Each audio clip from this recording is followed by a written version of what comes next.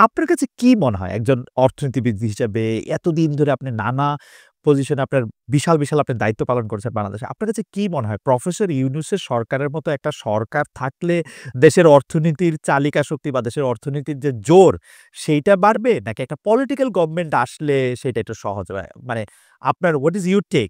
যেমন আপনার সাথে যখন কথা বলতেছি তখন অনেকে বলতেছেন যে, আমরা মনে করি যে প্রফেসর ইউনূসের সরকার অনেকদিন থাকা উচিত। অনেকে আবার মনে করতেছে না আসলে পলিটিক্যাল গভর্নমেন্ট না আসলে অর্থনীতি তার মধ্যে যেটা হচ্ছে জোর পাওয়া সেইটা পায় না। আপনি কি মনে করেন আসলে? হ্যাঁ, আমি এটা প্রায়ই আমাকে প্রশ্ন করে। আমি বলি পলিটিক্যাল গভর্নমেন্টের বিকল্প নেই। এটা আপনি জানেন। এটা তো ডেফিনিটলি আসতে হবে ইলেকশন।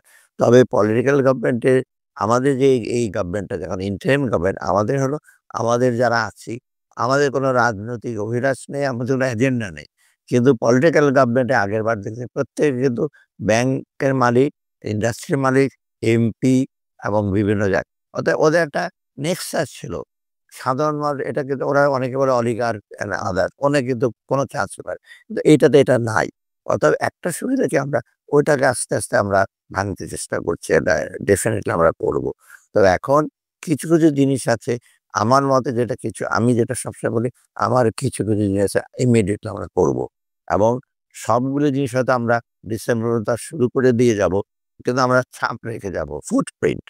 এবং এটা কালকে ওদিন ইকোনমিস্টরা বলেছে, তোমরা একটা ফুটপ্রিন্ট রেখে যাও, তোমরা সব ইমপ্লিমেন্ট করতে পারবে না।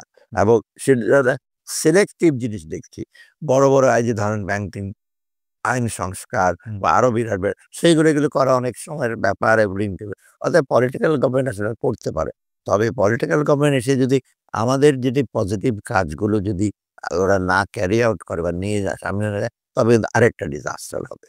কারণ পলিটিক্যাল গভর্নমেন্ট অনেক রকম থাকবে। আমরা চেষ্টা করছি, আমি সেজন্য বলি, আমি অনেক তাদের পলিটিশিয়ানদের সামনেই বলছি, বিশেষ করে বিএনপির পলিটিশিয়ানদের সামনে, যে আমরা একটা ফুটপ্রিন্ট রেখে যাব। সবটা হয়তো করতে পারবো না। কিছু ইমিডিয়েটলি যেমন এনপিআর সেপারেশন করব। তারপর বাংলাদেশ ব্যাংক রেজুলেশন একটা অ্যাক্ট হবে কয়েকদিন হুম। পরে। অ্যাসেট গুলি কিভাবে রেজুলেট করা কি করে ওটা রাখবে, কোন ব্যাংক থাকবে না। এগুলো কিন্তু এর মধ্যে ডিসেম্বর মধ্যে আমরা শুরু করবো।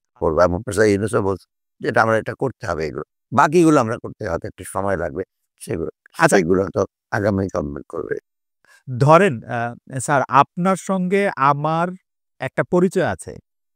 এই পরিচয়টা যদি আওয়ামী লীগের অর্থমন্ত্রীর সময় আমার সঙ্গে থাকতো এবং আমি যদি একটা দুষ্ট লোক হইতাম, তাইলে আমি হয়তো অ্যা ব্যাংকের থেকে টাকা নিতাম এবং সেটা আমার ফেরত না দিলেও হইতো। বা আমি আরেকটা প্রজেক্ট নিতাম যে প্রজেক্টটা আমার কাছে যাইতো সেটা হইতো।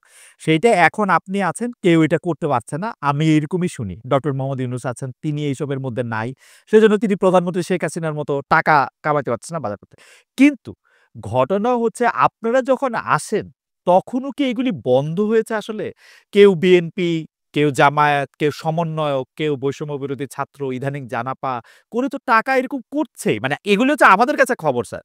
তো আপনি কি এটাকে কিভাবে দেখেন? মানে যেই কারণে আপনাদের নাইলে কোনো লক্ষ্য নাই। কিন্তু হুম, কিন্তু কিন্তু কিন্তু কিন্তু ফুটোটা তো রয়েই যাচ্ছে চৌবাচ্চায়।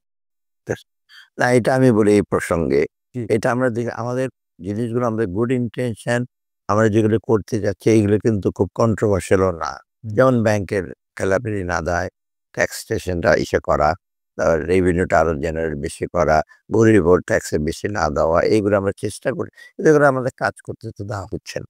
মানে বাধা আপনি একটা বাধা হলো আপনি একটা এক্সটার্নাল তো বাধা আছেই নানা রকম আমাদের হুম। সমাজে নানা রকম পরিচয় এবং দেশের ভেতরেও একটা কিছু করতে গেলেই with due respect to the press তারা ঝাঁপিয়ে পড়ে পজিটিভ দিকটা না দেখে নেগেটিভ, ওটা নেগেটিভ এটা করছে অথবা এটা, যেমন আমি এনবিআর সংস্কার করবো, ২ টা ভাগ করবো পলি, কারণ এনবিআর ভেতরে নানা রকম কারাপশন আছে।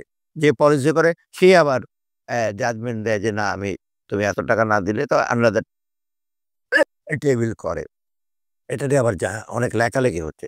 এই ২ ভাগ করে কি লাভ হবে? আমি যেদিন পড়লাম, ওরা যে সময় আর্গুমেন্ট দিয়েছে, অতীতে অনেক হয়েছে এরকম ভাগ করেছে। তার মানে ওদের দে আর অ্যাডভোকেটিং যেগুলো যেন না করি। তা আমিও যে নাথিং ডুইং ওই যাই লেখুক ওরা। কেউ সাংবাদিক কি লিখেছে। মানে ওয়েল ইনফর্ম না, পুরনো একটা কাগজে ঘোরাঘুরি করছে। অতএব এই জিনিসটা যেটা বলি আমি যে ওরা তো থেমে যায় নাই। এবং যারা করাপশন করার ভেতরে এখনো করছে এবং এখানে একটা প্রবলেম, ওরা সিস্টেমটা কিন্তু একদম নষ্ট হয়ে গেছে। ট্রান্সপারেন্সি অ্যাকাউন্টেবিলিটি না থাকাতে হয়েছে কি যারা করছে তারা তো এখনো আছে। আমরা তো সবকে বল দিতে পারি না না। কিন্তু স্যার আমার প্রশ্ন হচ্ছে নতুনরা আসছে কিনা? মানে ইসপের একটা গল্প ছিল না যে আমি ওই পারে গেলে ওই পুরনো জোকগুলি আমি পা থেকে সরাবো না। কারণ নতুনগুলি আসলে আবার নতুন করে খাইতে শুরু করবে। এখন নতুনরা আসছে কিনা? বিএনপি, জামাত, সমন্বয়ক, ছাত্র হ্যাঁ, তাদের ইনফ্লুয়েন্স তো এখন আছেই। সেটা হুম, বিস্তারিত না করব। হ্যাঁ, তারা বলছে ওখানে এগেলে ভালো হয়, এই ব্যবসাটা এগোবে এবং তারা কিন্তু কিছু জিনিস অ্যাডভোকেট করছে যেটা আমি বলব যে দেশের স্বার্থে করছে কতটুকু জানি না। যার নিজে পরিচিত। আমি যেটা বললাম যে হ্যাঁ। আপনি বললেন, তার সাথে এই পরিচয়। তখন এসে বলে যে এটা করে। তখন আমি বুঝতে পারি হঠাৎ করে উনি কেন এই সমস্ত কথাবার্তা তারপরে এগুলি স্যার শোনেন? বলতে মানে পারেন। এগুলি শুনতে হয়? মানে না, এগুলি আপনারা না, কি না, করেন? হ্যাঁ। আমি শুনি। আমি মোটামুটি accessible আমাকে হ্যাঁ, অনেকে বলে, "স্যার এর আগে ফাইন্যান্স মিনিস্টারের কাছে হ্যাঁ। আসতো, আসাটা ইম্পসিবল ছিল। আসতেই পারত না।" কারণ লোকাল লোটাস কাউন্সিলে অফিসে আসতেন না, হুম। ৪ বছর আসেনি।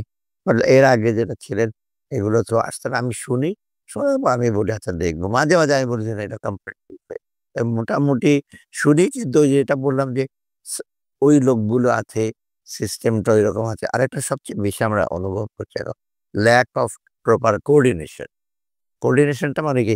আপনি ধরেন বাংলাদেশ ব্যাংক একটা পলিসি নিয়েছে, গভর্নর একটা পলিসি নিয়েছে, ফাইন্যান্স মিনিস্টার একটা নিচের লেভেলে অনেক আছে সে আগের স্টাইলেই চিন্তাভাবনা করছে।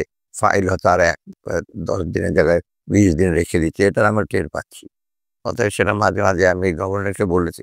সে এখন বাইরে থেকে ছিল অনেক দিন সে এতটা নুয়ান্স বুঝতে পারে না। এবং অন্য জায়গায় আমার মন্ত্রণালয়ে আমারটা একটু কম হয় কারণ আমি অলওয়েজ ফলো আপ করি। অন্য জায়গায় অনেক ফাইল আজকেও আমি একটা পারচেজ কমিটির মিটিং আমি তো চেয়ারম্যান ওটার হ্যাঁ, হ্যাঁ। কতগুলো প্রজেক্ট।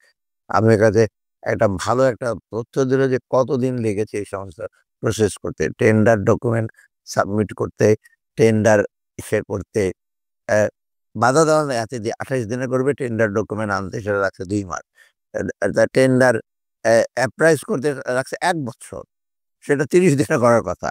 তারপর এটা মন্ত্রণালয়ে গেছে, মন্ত্রণালয় থেকে সেটা আসবে পারচেজ কমিটিতে। সেখানে যেখানে ৬-৭ দিন লাগার কথা সেখানে লাগছে ২ মাস। হুম, হুম। তাই এটা আমি বললাম যে, "এটা কি?" কয়েকটা মন্ত্রণালয়ের মধ্যে এটা তো আপনার দীর্ঘসূত্রিতা। আগে তো এখন আমি বলেছি, "এগুলো করলে কিন্তু আমি কোন প্রজেক্ট আমি কোন পারচেজ কমিটিতে পাস করব না।" অতএব এগুলো তো চলছে এখনো একই।